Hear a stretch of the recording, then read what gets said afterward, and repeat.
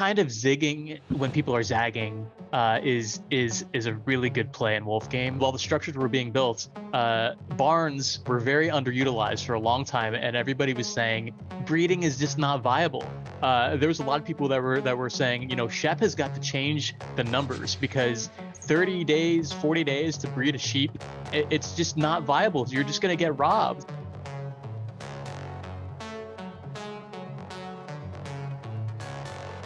Welcome to Beyond the Den. I'm your host, Digital Optimist, here to take you on a wild ride through Wolf Game and the thrilling world of blockchain gaming. We'll uncover strategies, unearth hidden gems, and hear from special guests as they share their unique stories. So come with me and let's journey beyond the den. Today, we are joined by our very special guest, Terminatus. With a decade-long career as a game designer, he was lured into the NFT space by its exciting potential for digital ownership and interoperability in gaming. His journey led him to Wolf Game, where he found an innovative blend of Web3, gaming, game theory, and risk. Not just a player, he's an active community leader known for creating the Farmer's Almanac, a guide to Wolf Game, and hosting a weekly slot on Twitter Spaces. His contributions and leadership within the community have made him a respected figure, and we are thrilled to have him with us today. Welcome, Term. Thank you. No, I'm happy to be here. That was quite the intro, and I have to say I appreciate the invite, and I definitely appreciate all the content that you are building, putting together. I see it on Twitter. And now it's extending into this, and I'm excited to see it. I think we're at a perfect time in Wolf Game to start really like kicking it into gear with this content creation. And this is exactly what we need. So happy to be here and happy to talk Wolf Game. I used to say Terminatus, and I know a lot of individuals say Terminatus, and you're like, it's Terminatus. So where did the name actually originate from? So that came from Warhammer 40K. I've had the handle for a really long time. So Warhammer is this tabletop RPG game that's been around forever, and the 40K version is the futuristic. So it's like a space marine army kind of in big power armor. They're called the Terminators, and Cool. And Terminatus is part of that space marine lingo. So that's where it came from. And so have you always been into gaming? Oh, like yeah. Basically My since whole you came out of the womb? Pretty much. I mean, they handed me the controller, I was ready to go. So no, like I'm an 80s baby.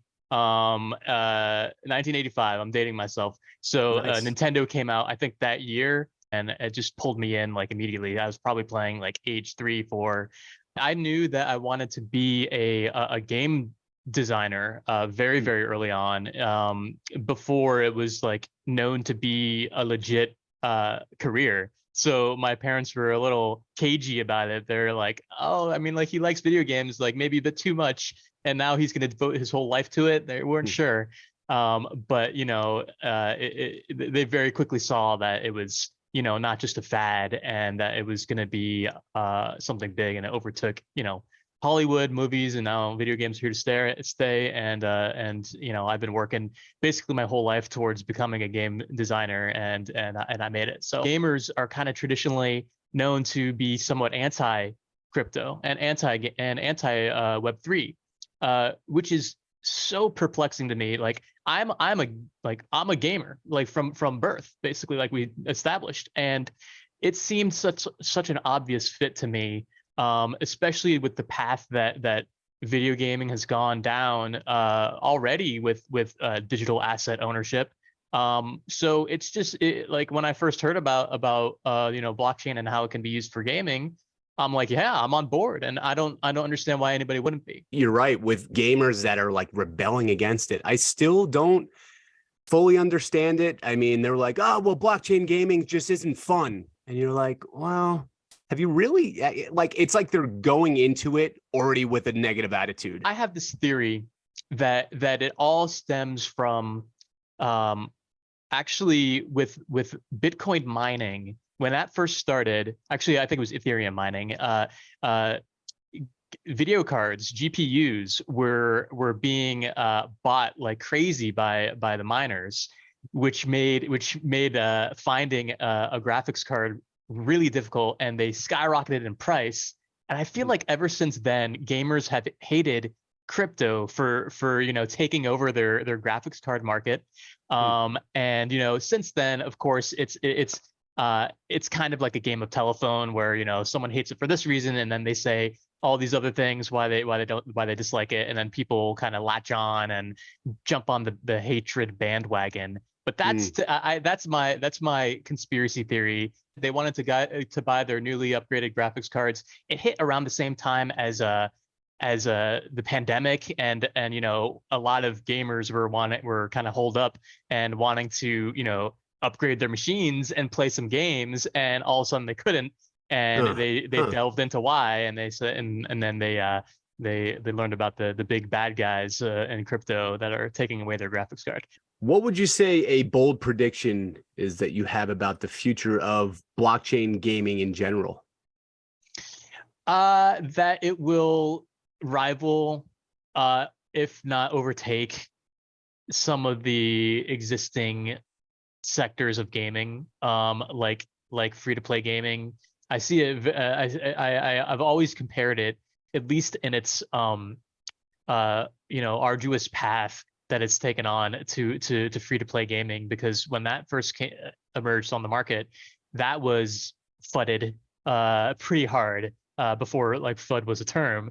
Like gamers rejected it, thought it was terrible. And when I say free-to-play, I'm talking about the free-to-play with microtransactions model.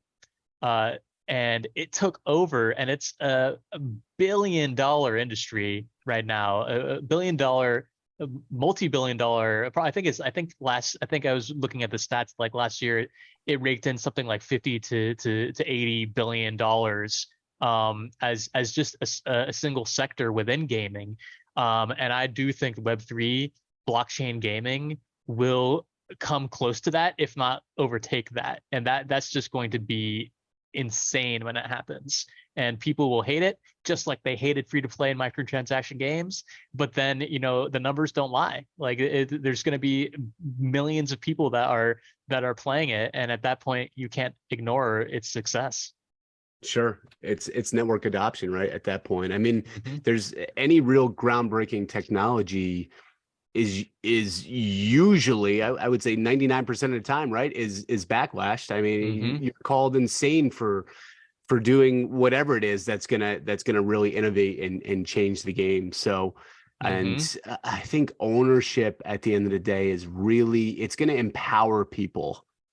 And that's what essentially is gonna bring on the masses, right? Who doesn't want to own something, even if it is, a G2 sheep or whatever it is, right? You have this sense of this ownership, and this is mine, and you take pride in it. And then at the end of the day, it's like, why would you give your money to, a lot of these big gaming companies, these monopolies, right? That are just like, hey, we're going to control everything and not give you anything in real return other than entertainment, when you could still get entertainment and ownership, right, at the same time. So why wouldn't you? Why, and so I have two young nephews, and they like this world, this digital ownership world is they were born into it, and it's so intuitive for them. Like they play Roblox and they play Fortnite, and they're buying skins, they're earning skins, they're asking for Robux for their birthday so they can spend it and buy stuff.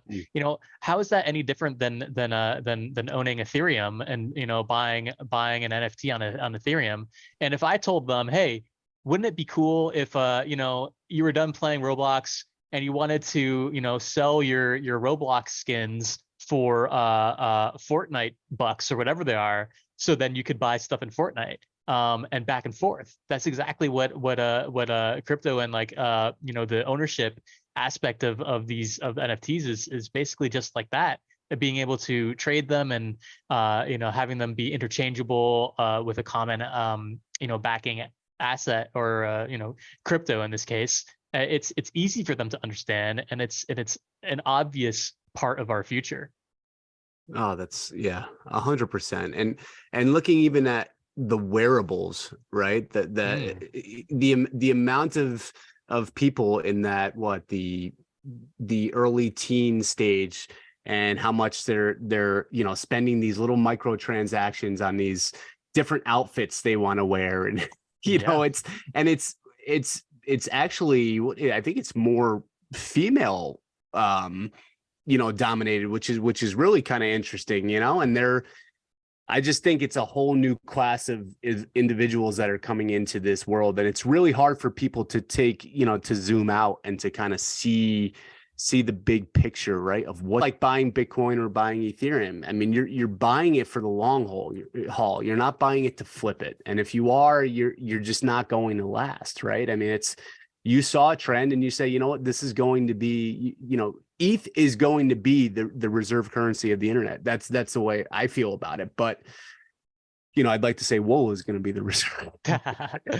Well, But I mean, ETH doing well is great for wool and vice versa. But like to your point about like the wearables and like trends and and even the female emerging market for all those things, like I think in our society, like identity is becoming such a major thing where with social media, like everything is becoming connected, and with that, identity is becoming, and ways to identify yourself are becoming more and more important. And in order to stand out from the pack and differentiate yourself, and to be different and to be acknowledged, and I think digital identity is a huge part of that. And so, I mean, you look at far future stuff like Ready Player One, that kind of movie where your avatar is basically you're interchangeable, and like those wearables and are your brand. And so I think that and Web3 and ownership, like it all goes hand in hand, and it's a natural fit for that new culture that's emerging. how did you first get involved in Wolf Game? Did you mint? I did mint. So I was a follower of Beanie, and as in I just followed him on Twitter. I was not really a devoted Beanie guy. I At the time I kind of knew that he was a major influencer. I heard good things, bad things, but I followed that alpha. He was tweeting about this new and interesting game. I checked out the white paper, and I was actually confused, but I could tell that You it was confused? different. I was confused, and it's funny if you look in if you look at the Discord, like the first few messages that I have, I talk about oh, I hope nobody's gonna steal my sheep, which is actually not possible. Like once you have the sheep, it's yours. So like I clearly didn't understand how it worked. Sure, but you were excited. I was excited, and the reason why it was like around the time, almost every NFT project was basically cookie cutter. They had like the same exact roadmap where it's just going to be like, okay, we have the mint, then down the line we're going to release a token, and then we're going to do like breeding, and then we're going to make a game. They all had this exact roadmap. But here was a project that had a game right out the gate, and it was different, and had this notion of losing your NFTs and risk, and I was just like, okay, I'm listening, I'm in, and I minted. And actually it was around the time that the ENS token drop happened, if anybody remembers that. Yes. And it was a nice little stimmy. Yeah. And I mean, what I think I got like close to 20K on that. It was huge. Like, Yeah, no, it's like real bull market vibes around then. And so I minted it. I minted like a couple, and I was like, this is fun. And then I like sold my ENS, and I minted like 4 more sheep at the time. I didn't get any wolves on the initial first mint, but I was hooked. So cool, man. Such a great story. And I kind of have a similar, I mean, I wasn't a Beanie Maxi either, but I did follow him, and I was following Gary V's wallet, and I was like, all of a sudden it was like, what was it, like a Tuesday night or like a Thursday night? I can't remember, but it was like 10 o'clock, and I'm kind of like dozing off. I'm like, I gotta find something. The Hmm. NFT addiction that we have. But I saw Gary buying, minting these sheep, and I'm like, what is this? And I went to the site, and you see these pixelated sheep, and you're like, what is going on? I read part of the white paper. I just You aped jumped in. in. Aped Yeah, it. and it was just, it was one sheep, right? But I think it was like 0.069 was the mint. Hmm. Hmm. 69420. It was within like the next couple days where we were at like 5 to 6 ETH sheep, right? It escalated quickly. Yeah. And you know, it's hard. I wonder what would have happened, because the reason why it escalated so quickly was because of the initial exploits that Mm. happened with the game, and they had to lock our staked NFTs. So it was basically, you could say, an artificial pump, because nobody could unstake to sell. Yeah, you're like, we're screwed. The listings dried up. There was like literally at time, I think there was like 10 sheep listings left at some point. Yep. And people were still buying. I think Post Malone was one of the highest sheep buyers. He bought one for 9 ETH. So yeah, it was a wild time. I don't think that I still have my original minted sheep. Do you? I do. I have most of them. I can't get rid of them. And honestly, after playing with them in Cave Game, like especially, like I really got attached to them. So there's like very little chance that I'll ever get rid of them. Real heavy investors always say don't get attached emotionally to your investments, but you kind of do, especially in the NFT space. And unfortunately, right? I mean, the ones that held overall in the market, have been slaughtered a bit. But at the end of the day, that I do believe that the great projects will come back, right? We're hoping, Yes. right? And we know Wolfgame will. I think so. I believe it. People are wondering, like, is there going to be another bull run? What if there isn't another bull run? I don't know what either way. But I do know that I still believe in the tech. And at the end of the day, there's still the promise of the protocol and the digital ownership aspect and all those things that drew us in. It's the fundamentals are still there. So I believe that it should come back, and I strongly believe that Web3 gaming will become a stronger meta, because I think most of us have at some point or another tried to explain this whole thing, how this works to people, and once you frame it with gaming, I think it clicks a lot easier with people, as opposed to talking about monkey JPEGs worth millions of dollars and CryptoPunks. They might even get mad when you explain that aspect of it to them. Like, why would people spend that much? I hate it.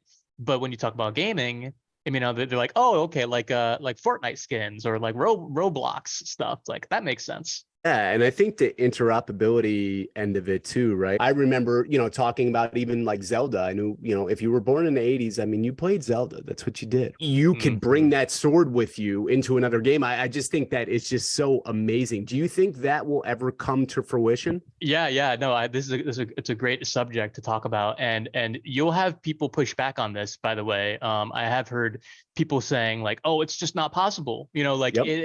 However, I work with Unreal Engine every day I have for like 10 years, and there are so many games that run on Unreal Engine, and I feel like there will be a way with Unreal or with Unity. These are both like really popular game engines. There will be a way to package an asset that is usable and importable into any game. Like, it will largely depend on the games to implement it correctly, but I think that there will be very easy ways to do this in the future.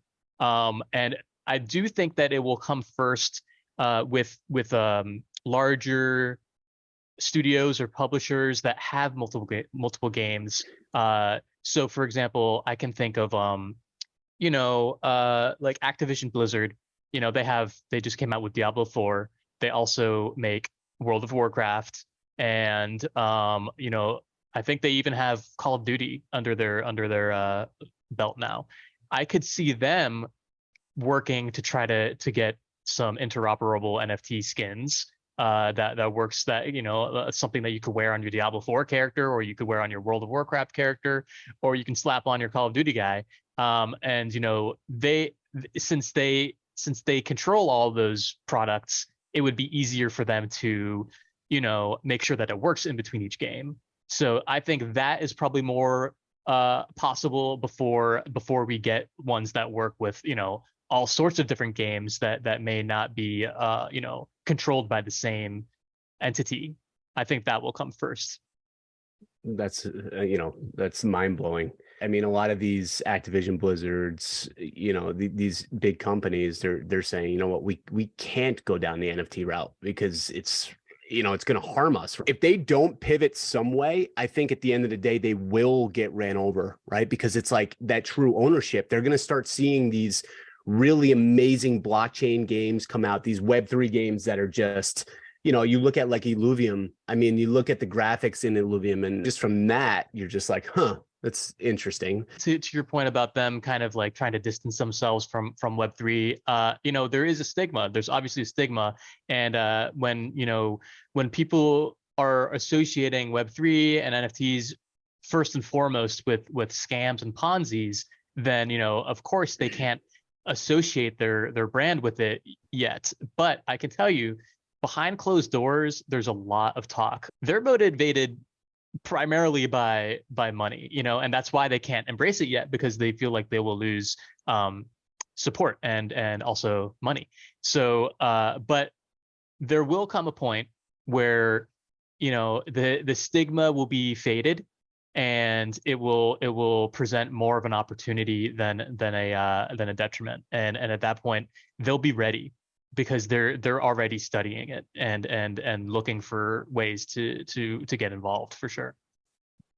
And then you add the icing on the cake, which is more of the regulation, right? That's also another thing where they're like, ooh, you know, we still don't have clarity whatsoever. I mean, we can't risk our brand, you know, with regulation. I mean, it's a bit scary, right? But I think, you know, going into the Wolf game arena, I think, you know, Shep had thought about that. What are your thoughts on how the Wolf game team is going to handle that with Wool? Well, I mean, I'm happy that they've had the foresight to already think about those things, and I think that's why they you know, have never really strongly participated in the Wool liquidity pool. You know, that was started by the community, and you know, the team has always basically said one wool equals one wool, and you know, really positioned wool as a utility token and nothing more. No, they assign no monetary value to it. And if you look through the legal text on Wolfgame and in their terms of service, they make it abundantly clear, and you can tell that they have legal counsel, and I think they consult them for a lot, which, you know, has produced some friction, because, you know, people in the community have wondered, like, hey, we could use some help from the project to, you know, whether it be bolster the liquidity pool or buy wool, you know, with some of the royalties and stuff like that. But which maybe some other projects do, but I feel like those projects are going to be much more under scrutiny than Wolfgame will be. They really are, you know, covering their asses, I think, with regards to many different aspects of the ecosystem. So I'm happy with what they've done. But yeah, it's a double-edged sword, because it's like, you know, people think that they might be taking it more seriously than they need to, and like, you know, if they didn't take it seriously, then we would probably see stuff like being able to easily convert resources to wool and back. That would probably already be integrated into Wolfgame. But yeah, since they do take it seriously, we don't see stuff like that. But then, you know, we're probably not going to be regulated. So I like what they're doing.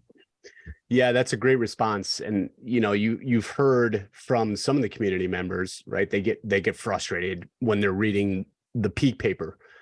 Right. And they're like, well, that's really sketchy that they put it in there, that they can change things. And I think it comes down to trust. I think the ones that have really been the OGs in the community that have been in either since Mint or early on understand that Shep and team are not putting that clause in the peak paper to just say, hey, we have we can basically run away with your funds or whatever it may be. We can change this game if we felt like it. But at the end of the day, it does, it has to be in there. It gives them an out to be able to pivot and to adjust. If anything, it'll allow them to be more agile and to not be, pigeonholed in this one path. What is your specific role in the Wolf game community? I'm just like all of you guys. I'm just a investor. I'm addicted to the Discord. That's what I am. I'm the community addict. No, but seriously, like I really liked from the start just being there to answer questions. Because I myself had a hard time understanding at first, and really the way that it kind of went down was I actually got tired of answering the same questions over and over and over again. So I decided to make a document that turned into the Farmer's Almanac, as a way to be like, here, just go here, and all of your questions are answered in this document. I kind of kept that document going for a long time. It's basically obsolete. It has been obsolete since the beginning of the full game, but it really helped people from the early phases and up until about Cave Game. I liked making content. I liked providing that service. And then I went and I started making some GIFs, some animated GIFs for myself first. I wanted to see my wolf moving around, and I had him move his visor down and smirk and that kind of stuff. And people were like, "Whoa, that's awesome! I want that. I will pay you money to animate my GIF." And I said, "Okay, I'll take your money. I'll take your wool." At the time, it was basically just wool. I was getting, full transparency, I was getting like sometimes up to 10,000 wool. Then I started the Twitter Spaces. Actually, sorry, I should correct myself. I didn't start the Twitter Spaces. That the honor of that goes to Neil Bottle, Metapunk, yes, Farmer Ron, Bry DeSanto. These guys were the early weekly Spaces, the beginners of that trend. And eventually I started the Friday night slot, and that one has gone on for a while. So I guess I've just found myself into this role. You can call me a community leader. I'm okay with that. I feel like that is true. And I am also a mod in the chat, but that doesn't really mean much. I am not connected to the team in any way. I very rarely do have a line to Shep. That is a nice little perk of that. But honestly, I was talking to him a bit before that, actually much earlier before that, because he had kind of started reaching out to content builders and tool builders for Wolf Game. But to ease anybody's concerns, like, he is so tight-lipped about the game and the product. He's more interested in getting a pulse on what's going on, answering any questions about the game as it exists. We'll not really talk about what's to come. And I mean, even with Zombie, I mean, he's more involved as a team member, and he has complained at times that Shep doesn't give him hardly anything to work with. So I mean, if someone who's basically on the team doesn't get much, you have to imagine that he's not giving much to anybody else. It's been fun every step of the way. You get people to see the bigger picture, and I think your passion is contagious.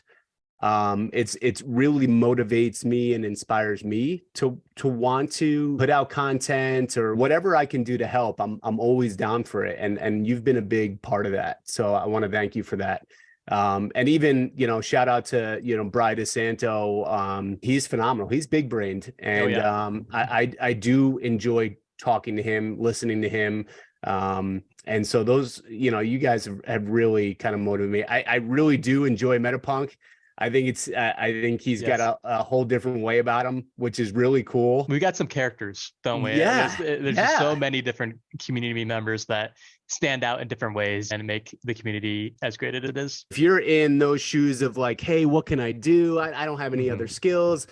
There's definitely a skill that's needed. If you have ideas or anything that you want to start, I mean, we'll certainly support that. And I just, want to give the power to you to put yourself out there and to make it happen. What about a memorable moment or experience that made you fall in love with Wolf Game?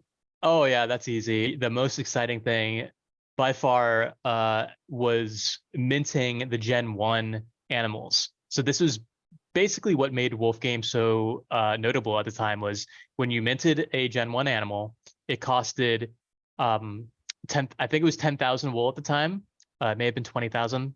But it was essentially like almost like $2,000 value that you were risking because you had a 10% chance of it being stolen by the wolf, and then you also had a small chance of it being a wolf. So you had it was I think the numbers were like 80% chance at creating a sheep, Gen 1 sheep that was worth about $2,000 at the time, or you could mint a wolf that was like 4 times that price. I think it was about like $8,000 to $10,000 value, or you could get nothing, and then that would basically be you losing $2,000. So it was a high stakes gamble. And when I clicked that mint button and you watch the GIF of the animal like return, like running to the barn or something like that, and you're like watching, it's like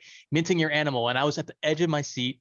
Adrenaline was going, and when it showed that I got the sheep, it was just oh, thank God. And it was like no other mint experience that I've had, and I haven't had anything like that ever since. Actually, a small caveat is I have felt that same sort of adrenaline in the current game. It's comparable to if you take a wolf and you try to steal from a barn, because there's a chance that you're blocked by the farmer there and you lose all that energy. It's a significant amount of energy. So now you're giving me flashbacks, man.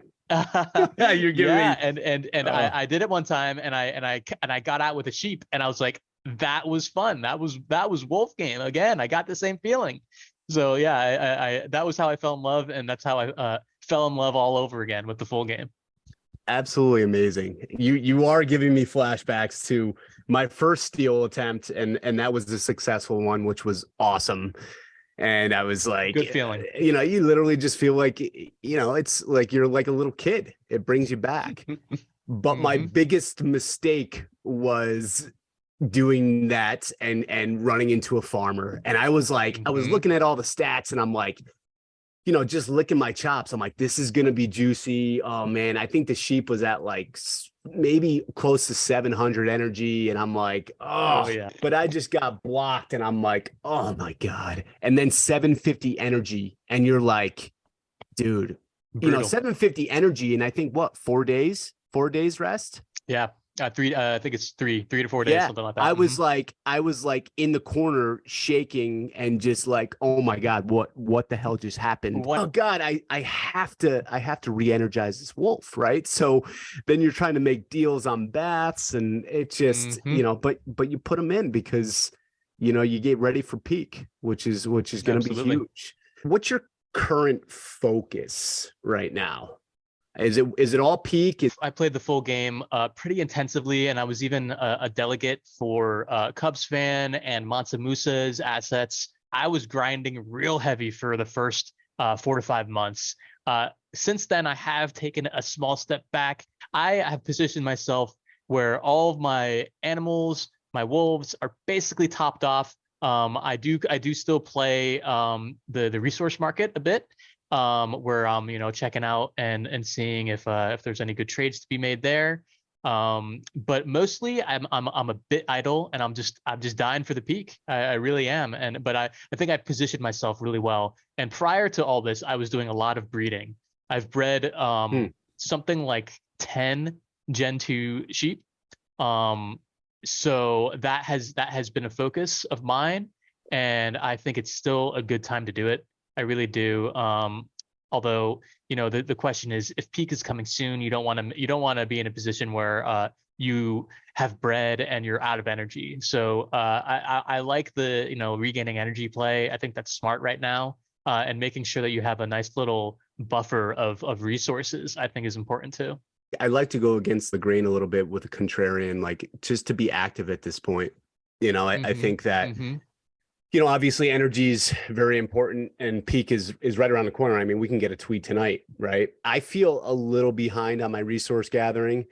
I got to continue to loot because of the inactivity. You're finding sheep that are getting pretty fat, and also some owners and players that are kind of just getting a little lax, right? So it's like, okay, you can find some really good loots out there. My A7 has been pretty active. And with wool so low, right? I mean, if I got to put him in a bath, just to top him off, I feel really good. I mean, he's a G1, he's an A7, he's my Black King Orion. I see him right behind you, right behind oh, he's right my man, dude. He's my man. So, but I feel really good getting him to that 1600. There's nothing like having that full energy. Full green bar. Looks beautiful, doesn't it? It is. There's so many balances and counterbalances in the economy, and one of them is activity. Like if people are inactive, that actually makes it a better time to be active. So it's crazy. It inspires you to play, knowing that people aren't playing, and it's just a natural balance right there. I love that. It definitely does balance it for sure. So as far as a strategy that you found to work really effective, where would you say that is? So I was actually one of the early breeders. Like there was a long time in the beginning of the game where structures were still being built. There weren't that many barns. People were really focusing on bathhouses. In the peak as well. So the two things is I decided to make a den very early on because I was blessed with a C0, a peak structure, and I actually made some moves on within the first week of the game. I bought some sheep just solely to butcher them for chops, in order to rush and make one of the first dens on the peak, while people were making bathhouses. And I was able to rent out the den for some absurd amount. It was like 250,000 wool, because there were not that many dens to go to be renting. And it was so early on. It was very early, and I really think that kind of zigging when people are zagging is a really good play in Wolf game, and same with barn structures. And people were saying, back to my original point, people were while the structures were being built, barns were very underutilized for a long time, and everybody was saying breeding is just not viable. There was a lot of people that were saying, Shep has got to change the numbers because 30 days, 40 days to breed a sheep, it's just not viable. You're just going to get robbed. No one is ever going to be able to breed until they change something.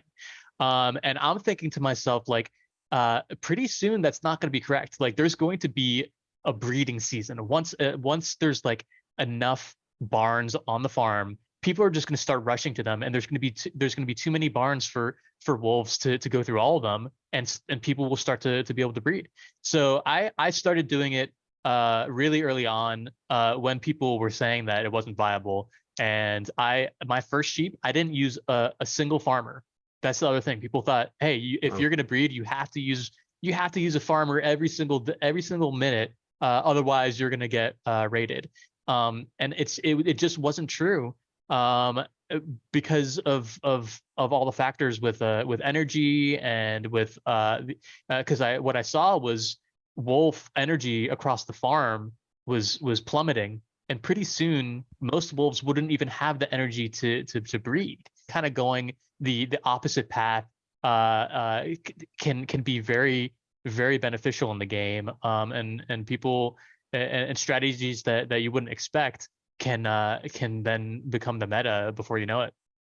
Dude, I freaking love that. That's how real life works, right? I mean, you want to go against the grain, whatever the other people are. I remember when I started my businesses, right? People are going, oh, you're crazy to be doing this in this recession. And it was in, 2008, 2009. And, but it was like you were a silent assassin, and you just, you listened, right? But then you started to like open your mind to, well, what if you found ways to find the meta? Like, I've always been kind of that black sheep, that contrarian. You literally have to be unemotional, kind of go against what other people are doing. Yeah, no, I agree. It's about positioning yourself. Like, it might not be the correct move right when you start to do it, but when it's what's the old saying, you got to go where the hockey puck is going to be. People are saying, hey, why are you over there? There's no hockey puck there. And you say, hey, just wait, there'll be a hockey puck here, I'm telling you. And then you're there, and boom,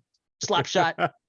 Slap shot in your mouth, and then you have one tooth. So how do you adapt your strategy in response to some of the changes that Shep might make in the game? Ooh, good question. And the answer is sometimes I don't know. It takes some real big brains at times to know what to do. And the economy is so interconnected, and there's so many ripple effects that happen with certain changes. Like I was saying, with all the balances and counterbalances of the game. It's so hard to know if you're making the right move, if there's a more optimal move.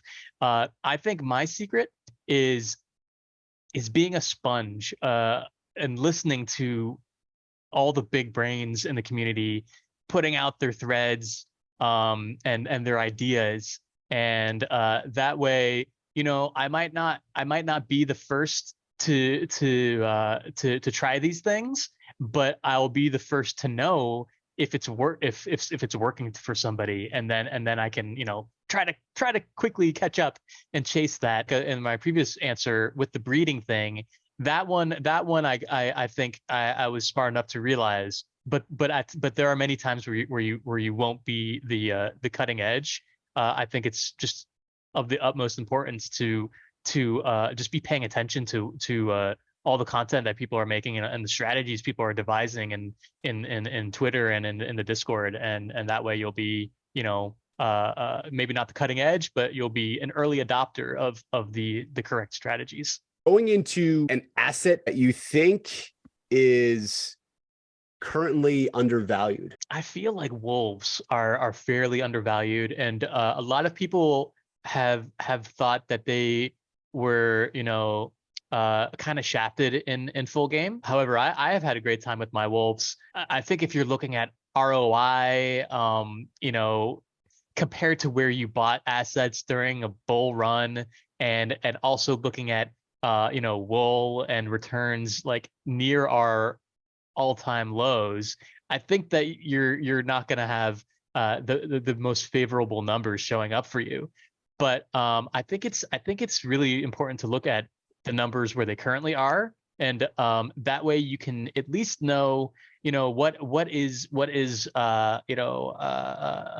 relatively balanced with each other, like where all the positions are with the current tokens.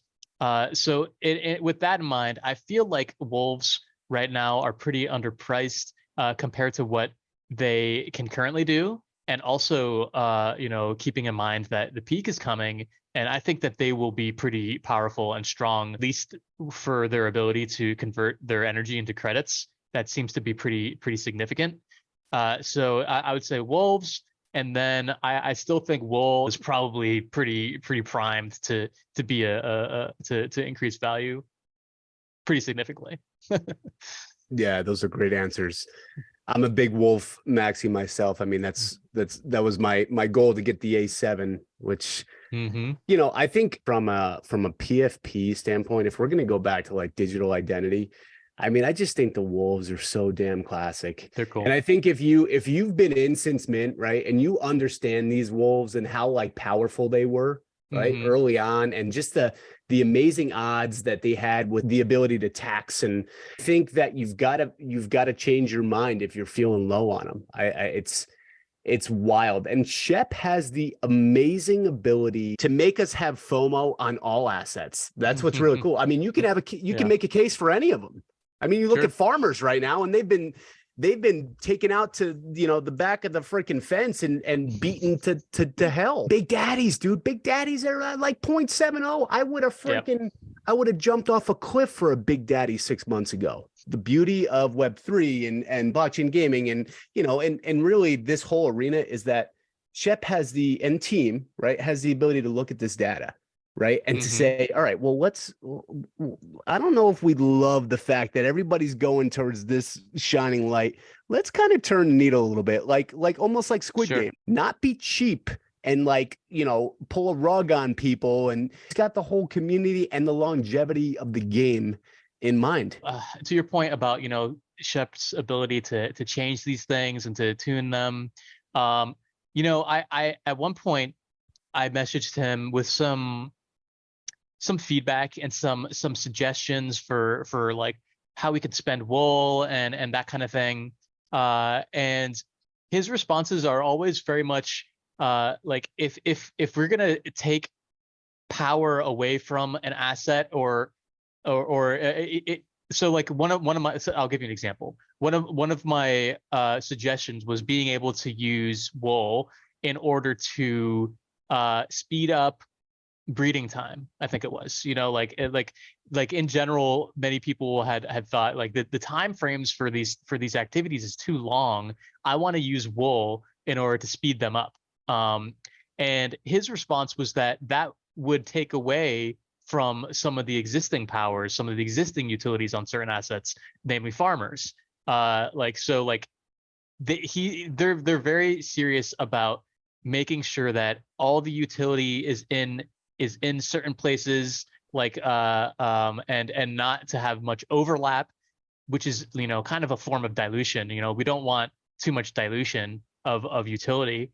And they're very serious about making sure that like everything has its place in the ecosystem, and that nothing is really going to step on anything else's shoes, that kind of thing. They're very, very big brained about making sure that all of these assets are tuned properly with each other. So that's it's a reason why sometimes we don't get things as fast as we want them to, is because they just want to make sure that everything is balanced together properly. Yeah, it's almost like they are 10 steps ahead. That's the way I view it, right? And I try to just trust in Shep and trust in the team. I mean, as a community, I think there are a lot of big brained individuals out there, and as a community, we can come together. And that's the beauty, right, of the voting process, right? If something is getting a little out of control or out of hand, we could change that. Can you share a recent investment opportunity that you found particularly exciting? Like within Wolfgame, right? Yeah, sorry. You were about to go like DGen mode here and just go, whoa, there was this crazy freaking mint about a half hour ago. Shilling my bags. I think for a while, and this is largely due to stuff falling in price. I think something that happened with land, since land was really plummeting, you saw a lot of people flooring lands that had really good resources on them. So I had a few buys at the floor. Like I'm actually very happy with my land bags now. I suddenly find myself with like 40 lands. I started off with like 10. But they've become so cheap. I made a few good plays outside of Wolfgame that got me some nice liquidity. Actually, I can shout it out because it was the admit one, which I earned from playing Wolfgame. I got the whitelist by being in by having some allocation towards G Money and Yeah. Jay Steezy's Alpha Guild, and that got me the admit one, and I got lucky with selling the admit one lately, and I bought a lot of Wolf Game assets because of through that liquidity. And land was a focus because it had been falling so much. And so what happens with our ecosystem is that, you know, there's a lot of different balanced assets. So like, for example, the land is the best one, like, because the best example, I should say, because, you know, there's so many different compositions of resources. Like looking at the current resource values, grass and woodlands probably should be at the floor, and they're not very valuable compared to the other assets. But people that aren't really paying attention to the ecosystem and just see like, oh, my land, I bought it at 0.3, but now it's at 0.09. I'm just gonna floor it because that's the floor, right? And they put down their, you know, 100 water, 100 stone lands on the floor, and I happily scooped up many of them. So I think that those were good buys at the floor for a while. I think that was a good opportunity. I don't think that will age poorly. That and I got lucky with a similar thing. I got lucky with a black sheep.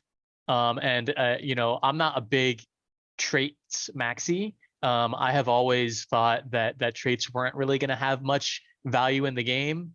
And I turned out to be correct. I mean, as of right now, traits don't really make a huge difference. That doesn't mean that they won't in the future. But I never really thought that I would own a black sheep because they were so much more expensive than a normal floor sheep. But you know, one day a black sheep appeared, you know, very, very like 0.03 or 0.05 above the floor, and I said, hey, this is too good of an opportunity to pass up to get one of these black sheep. And I'm sure it was another situation where someone didn't know what they really held and saw that the floors were plummeting, and they just kind of floored it without knowing, you know, like I said, what they really had. So taking advantage of those of this dip and looking for those assets that are not floor assets, but they appear near the floor. I think that those are good opportunities. You know, even just the legend of the black sheep, we see the GIF, right? It's there. The legend lives on. The legend lives on. And Shep keeps inserting the black sheep in these weird ways that keeps the legend going.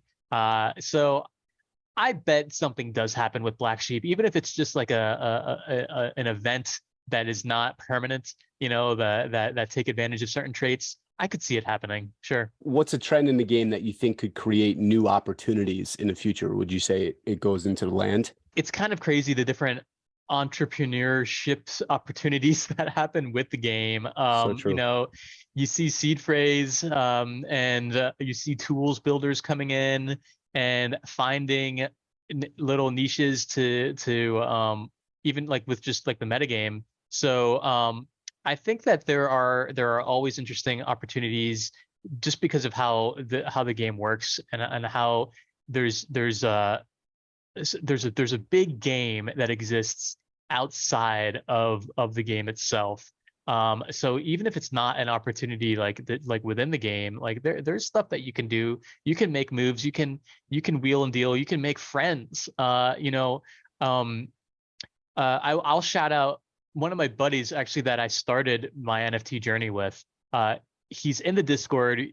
You may have seen him. His name is the Weatherman, and it's amazing how that happened. By the way, he bought a raincoat diesel and many other assets, and then he kind of just created his screen name. He said, I'm going to role play. I'm going to be the Weatherman of Wolf Game. And then like Perfect. A week later, he got featured in a GIF from Wolf Game itself. I don't know if you remember, but there was a GIF hinting at the weather mechanics of the game, and it showed the Weatherman walking through, and rain came by, and a sheep flew by, and then you walk by a wolf sunning himself, and it was the Weatherman's asset that he bought. So he's like, okay, I'm going to be the Weatherman forever. But the reason why I brought him up is because, you know, he has been kind of, you know, trying to make friends and trying to build allies in the game, and that has directly rewarded him. Sometimes with help from them, like like for bath stays, cheap discounted rates. I think he got someone to help him win back a sheep that had been stolen, that kind of thing. So like really, like you should be valuing building relationships in the game as well. That's an opportunity for sure. 100%, dude. It really is. And I think so many people are missing the boat, and they're just so like focused on themselves, right? I mean, even just the fact that we're having this conversation. I mean, I reached out to you, you're like, who the hell is this, this digital optimist or die character? He's in the Discord every now and then or whatever, but I see him around, and it was really cool that you were like, hey, let's freaking, let's jump on and we'll talk Wolf Game. If nothing comes out of it, that's great too. But like, you never know where your good is going to come from. How are you doing on time? Okay. Yeah, we're good. Let's keep going. I put the women and children to bed. So they're I said, get upstairs. Get your ass upstairs, girl. No, my wife would probably smack me. It wasn't like that at all. Yeah, I'm sure. No. Peak game, right? With it on the horizon. What would you say your thoughts are on the potential impact of it being on the Wolf Game community? Are there like any strategies or opportunities you foresee arising? Oh, I mean, absolutely. I mean, it's going to be a real game changer in every sense of the term.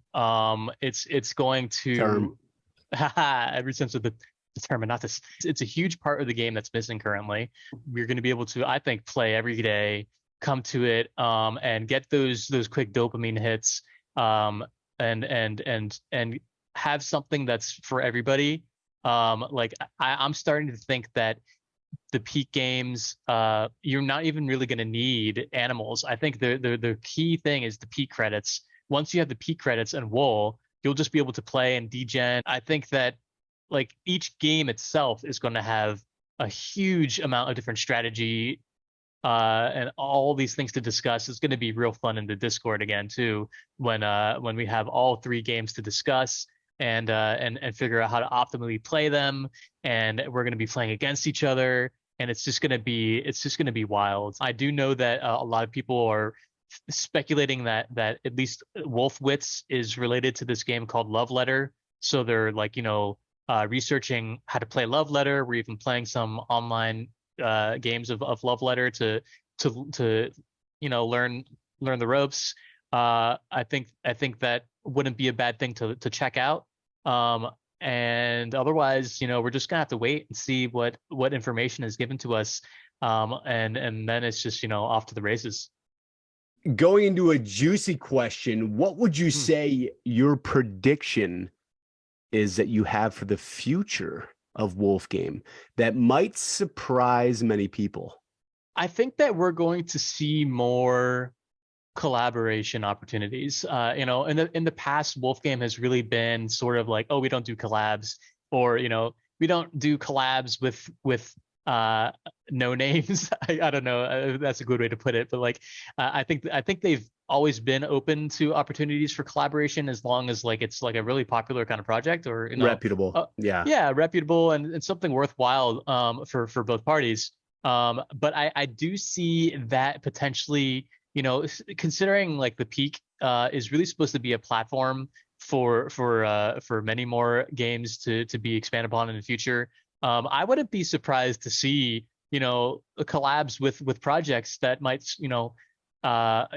be more involved with certain mini games within the Peak, or even being able to use assets from other projects within the Wolf Game. I think that could happen. I could see it. I mean, there are, and where it makes sense, like I don't necessarily know if it's going to become like a crazy metaverse, but I would be open-minded about that kind of thing, as it's a nice way to kind of bridge communities together, and especially if we can offer them, being able to play in our ecosystem and play against them with our stuff. And it's that's a kind of cool thing, a unique thing about Web3.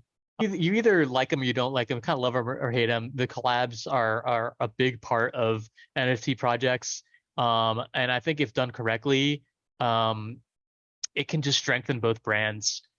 Great answer, for sure. My big prediction is that wolves in particular, they flip apes. I do believe that Wolf Game will be the best blockchain gaming, project on the planet within the next year and a half. Not only from a utility standpoint, but from just a look and just the provenance of the wolf, right? And it being the first real, would you consider Wolf Game being the first risk protocol NFT? I think so. I mean, it was among the first OGs of Web3 gaming, period. I mean, like, I think some of the first were, Anonymous, Ether Orcs, but they came out only a month before Wolf Game. Like, so like it was as early as it could be without being the earliest. And like Etherworks and Anonymous didn't really have that. So yeah, I think they definitely revolutionized risk protocol. Yeah. Yeah. And to your point about, wolves potentially flipping apes and stuff like that, I don't think it's crazy. Obviously we have a long way to go before that could occur. But like we're positioning ourselves as best as we can to do something like that. Like I think really when we got that peak, that was the most bullish thing that ever happened for Wolf Game. And sadly we actually dipped pretty hard after that because people saw Q2 release. Yeah. And they said, "Oh, well, that's months from now. I'm just forget this. I can't wait that long. That's like 20 years in NFT terminology."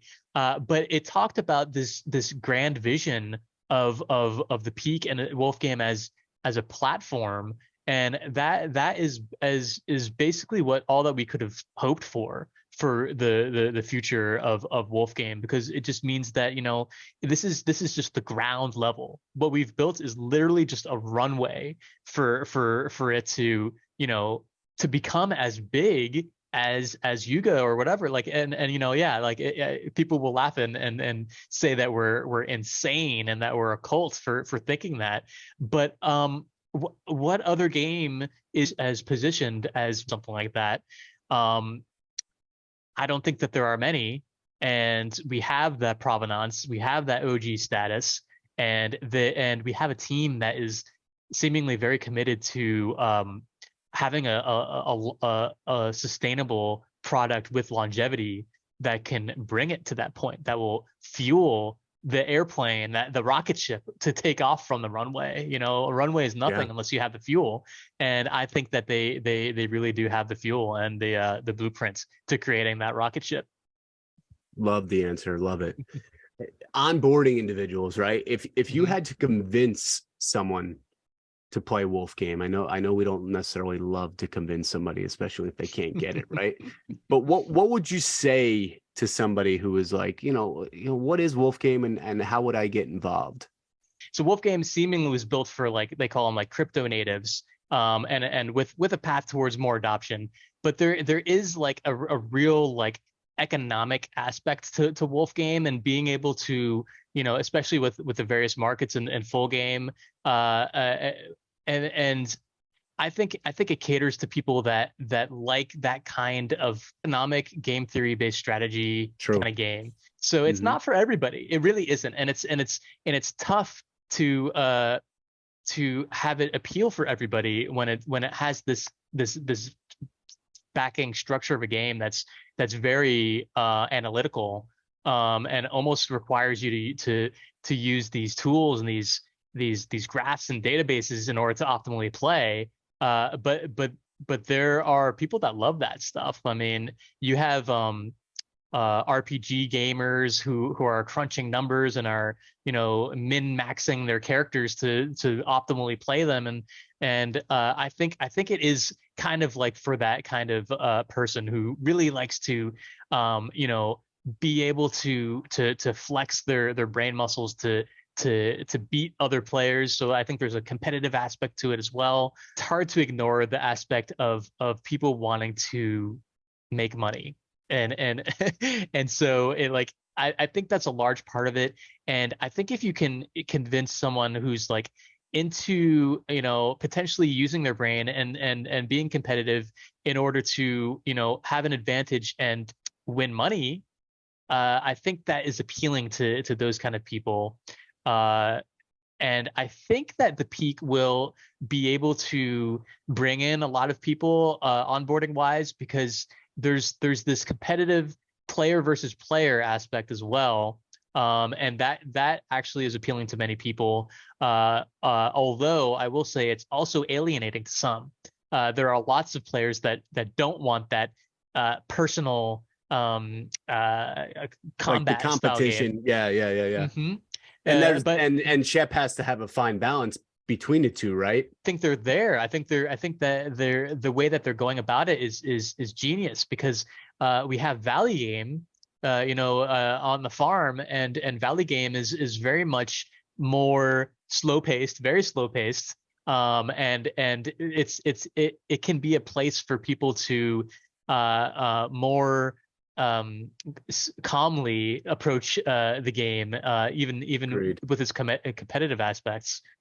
Yeah. So I think it's got something for everybody in a way. No, it's so true. And going back to the Valley Game and having, turning off some people that are like, they want the autonomy, right? They want the ability to discover things on their own, not forcing a player to do something.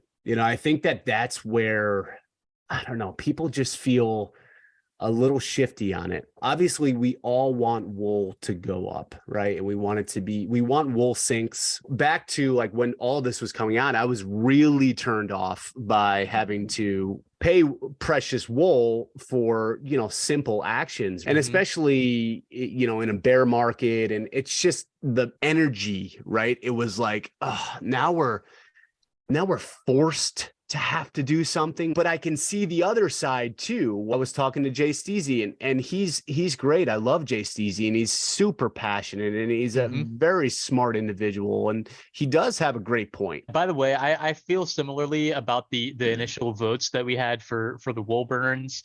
If it's just one of those like, oh really, like I have to spend like, but like if the game came online with those wool burns from the start, we probably would have been okay with it. Like it's like, okay, that's part of the game. You have to pay wool for this action. But the fact that they came online for something that we were used to not paying for, and now all of a sudden we do, that it puts a bad taste in your mouth. But that's typical. Like there are many times where games will make an adjustment. They call them like nerfs. Like they nerf your character, they make it worse, and it sucks. But it was a necessary change. It was put in to keep the integrity of the game and the purpose of the game of the game's balance. Make sure that it's fulfilling what we need to have done. It was exacerbated by the fact that like we didn't know how much wool we were going to earn in the peak. So like it's like I'm spending wool without making any wool. So it just kind of sucked. But I think in the future it'll feel better. I also think that they kind of had the fire held to them a little bit.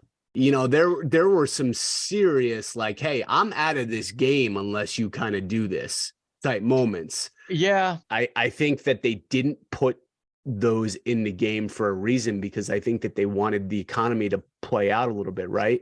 And not rush and look far-sighted. I mean, we're talking about 4 years down the road. This isn't really a sprint. But then again, I see the other side too, and I can't fault anybody. I mean, and that's why they have the action to say, hey, if this is not working out, we can change it. And I was saying it in the spaces last night. It's like I'm looking forward to revoting on certain things. Like I think that like there are certainly times that we vote on something and it could have been the wrong move, and so maybe somehow we can trigger a revote. Za was basically saying that like that he fully anticipates stuff like that in the future. So it would be cool to revote on stuff, especially if wool goes up in price a lot. Like will we be happy about spending 200 wool when that could be like $200, or should we revote on them to lower it to like say 20 wool at that point? But yeah, I mean, to your questions about like maybe open questions about like was Shep, were they kind of forced into doing those things? I don't know, but it did come at a time where people were dying for like any sort of wool sinks, like and like there was a lot of pressure on them, honestly. And then lo and behold, like a week later we had this vote about adding these wool burns into the game, which I don't think should be necessarily considered as wool sinks. They're just kind of like a little transactional addition to Sure. the actions that we're taking. And I think there's going to be many more larger wool sinks Yep. with more tangible benefit. But yeah, I don't think we'll ever know the truth, and whether or not they had always planned on having these burns, Hmm. or if the timeline on them was accelerated a bit because of the pressure. I feel like they kind of just wanted to give us something interesting to do, and to demonstrate that governance is going to be a thing in the ongoing game. And they thought, Yeah. hey, this could be a cool, what, the right now the community sentiment is we want more wool burning, so we introduce governance and we give them the ability to add it into the game. Like they probably said, hey, this, we'll give them what they want, and we'll also show them how wool governance works. So, and I'm looking forward to more voting. And that's a cool part of the game, and a very unique part of Wolf game, I think. Yeah. Yeah. It's truly decentralized at that point, right? I'm sure it is. Where would you say your most controversial opinion about the game might be? Ooh, controversial. I'm not really a controversial guy. I like to keep it. I like to keep things above the belt. So that's a tough one. Controversial opinion. I guess I'll throw out one. I don't think it matters who the Shep is. I think a lot of people had built up this this idea that the Shepherd is some like Gavin Wood-esque kind of figure. And if he is, that's cool. But if he isn't, I don't care. I think that they've demonstrated that they are a great founder and have built a great product. So I don't ever want them to dox. I don't care. And if they do dox and there's some no-name person, then so be it. I don't care either. And if there's some amazing person, I also don't care, because they've already proven themselves in my mind. Love that answer, man. What's your favorite asset in the game and why? My favorite asset in the game, like a particular asset. Yes. Gun to your head right now. 5, 4, 3, 2. I love this. I love this, the cyborg wolves. I think the coolest asset. I think the coolest asset is, I'm gonna say, I think it's Corey's cyborg A7 wolf. It doesn't get much love. Corey is loving this right now, right? You know what? I'll throw him a bone. And Corey, of course, Corey honestly he deserves it. He deserves a lot of deserve credit. it. But yeah, I love that wolf. I think the cyborg skin is the coolest one in the game, and that one, I think his in particular. If you guys don't know, it's got sunglasses, it's got like a clock necklace, and I'm pretty sure it's a Gen 0 A7 cyborg wolf. So that's the grail piece for me. Love that answer. Cool. If you could change one thing about the game, what would it be?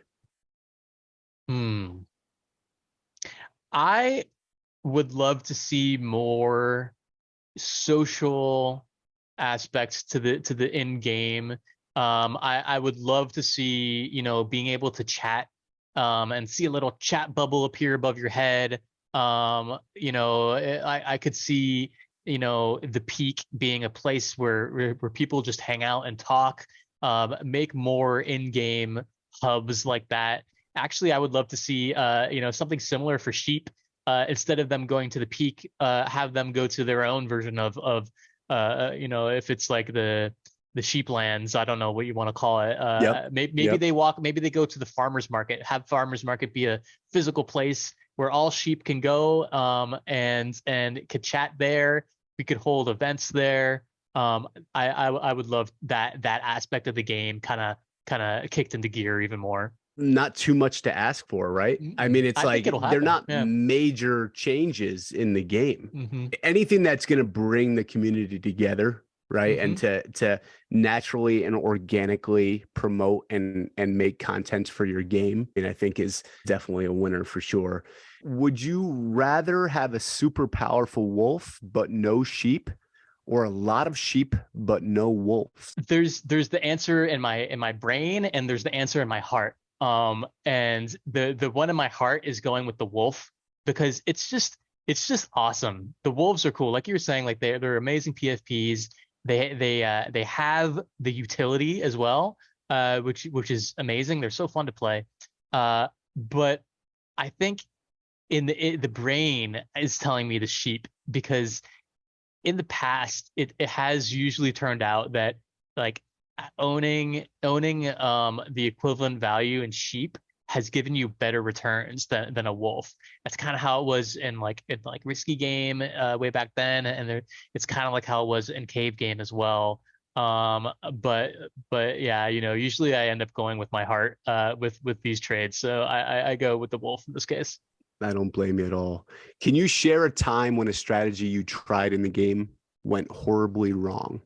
There have been a few bad resource trades that I've made. Um, I think early on I was trying for, let's say, I think it was like wood. Like I for a while I had some, I think it was grass actually. I was like, grass is gonna come back, guys. I'm Someday gonna grass is gonna smoke come the back. grass. It's, everybody loves grass. But no, it did not come back. But I luckily, Slam. yeah, I did have the foresight to exit that trade before it was too late. It could have gotten even worse. But I saw the writing on the wall for grass. Meanwhile, grass did eventually kind of hit a bottom. Yeah. But I think you needed to have traded right around there to have made it worth it. Otherwise, not being in grass was the far better play. Yeah. Yeah. Yeah. For me, it was attempting to steal the damn sheep and getting blocked by that Yeah, farmer.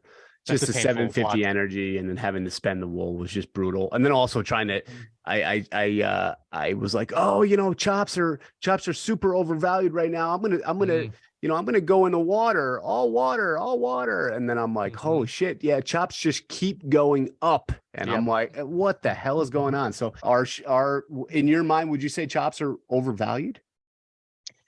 Oh, yeah, that's one of those ones where I honestly have no idea. I think it's interesting that all they're all influenced by each other, and there's ripple effects in various ways, and there's counterbalances and balances.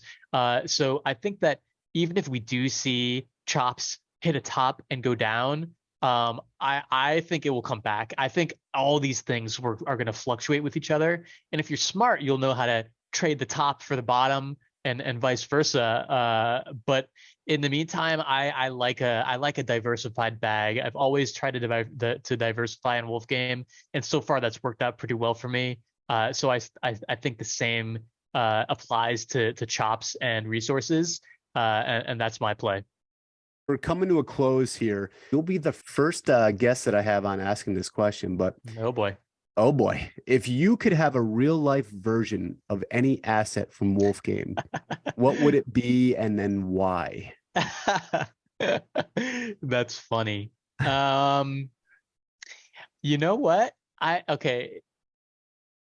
In an ideal world, um, like a Gen 2 wolf would be a friendly companion to my dog. They'll be best buds. Me and the wolf, the baby wolf, and Freya, my dog, could be besties, and we could have a nice play companion for her, and they're pretty cute too. And so I think that would be nice. And as long as the wolves aren't like vicious, because otherwise I think a sheep would be pretty cute as well. One of those Gen 2 sheep. Yeah, 100%. And these, a lot of it depends on what that wolf looks like. There are some wolves like, you look at like Jay Steezy's wolf, right? And you're like, dude, that dude is just He's a wily angry, one. man. He's just angry. But Jay Yep. Steezy loves it. It's like his alter ego of like, Jay Steezy's a really cool, nice dude, super passionate or whatever. Not angry, but like you can see him getting But angry. he's quite the vicious wolf out there. Yeah. He's got a wolf pack that has terrorized the farm. So, Yes. he Yes. does have that sneaky and evil kind of wolf aspect to him as well. I do want to talk a little bit about what you're doing now. I mean, you do have a game that you're currently working on. Can you talk a little bit about that and then what inspired you to create it? Sure. It's not the first game that I've worked on, and I've always been working on side projects, even when I was like a little kid. But now, I my fiance Zarafines is also a game dev, and we're working on it together. For a long time we were debating if we were going to do a Web3 game, and ultimately we decided against it.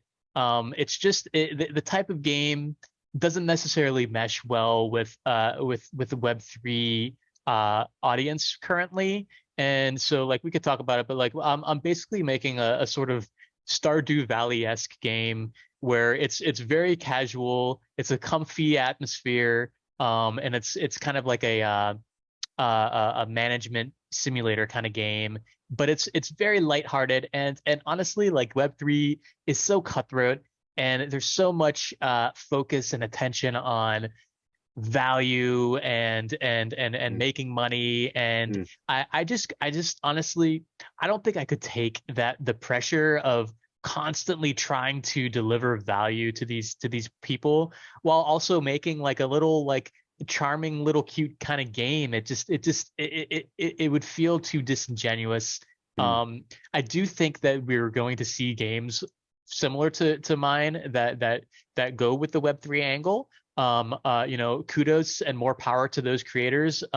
Being a founder is of these projects is a stressful experience. And also, credit to the Shepherd for continuing in this kind of atmosphere, because it's got to be tough. It really has got to be tough. So that's why we decided against it. We're just going to do a standard game built in Unreal Engine. It's kind of our baby that we're raising right now, aside from our dog. So it's been fun to do so far. Yeah. Very cool. And how is your experience? Has it anything like Wolf Game influenced at all, or? Actually, yes. And it just kind of crept in. And it's just Wolf Game is a part of me now, and part of my thinking. So there are some aspects of risk and reward in the game that I kind of worked into the mix.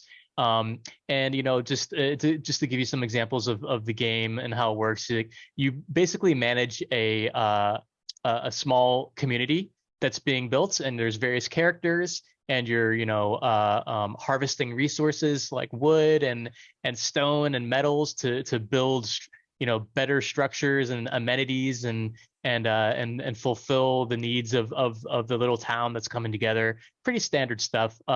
And one aspect was when you're working in the mine to harvest minerals and ore, there's a risk and reward aspect to it that I was like, hey, this is kind of wolf gamey, before I realized what I was doing. And it's like you can basically delve deeper into the mine, which would give you exponentially better rewards, but also the risk of a cave-in increases. And if you happen to hit a cave-in, then you lose all of the metal that you've harvested up until that point. Like the minecart is ruined. So you have to balance this. Do I really try to extend and get these big rewards, or do I take my current minecart back up to the surface? And so there will probably be some more kind of risk and reward aspects that I think are kind of inspired by a Wolf Game in the mix.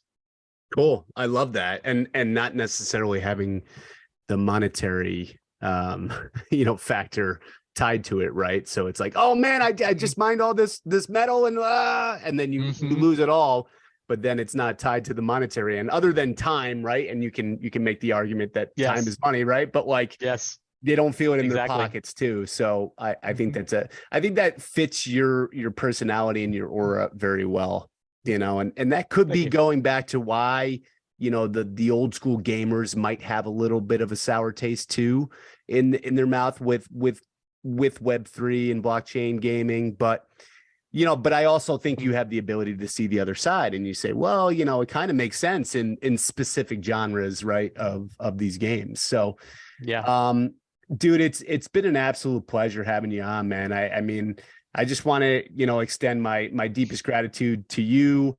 Your insights and experiences really have truly enriched the whole Wolf Game community. And I'm super stoked to have to really air this podcast. We have so much content that we can put out, and thank you so much, Term. I certainly appreciate it, dude. No problem. It's been a pleasure. And yeah, that's usually how it happens with once we get to start talking about Wolf Game, like all of a sudden hours pass. Same thing happens with the spaces. Like there are many nights where I'm like, oh, this is just going to be a low key night. I don't think there's much to talk about. And then I'm looking at my watch and it's midnight. It's like already been 2 hours. It happens, and it's an honor to be your first guest. I hope to see more of these. It'll be interesting to hear different viewpoints from various people in the community. There's a lot of characters, so I think there's a nice pool to pull from. So thanks again for having me.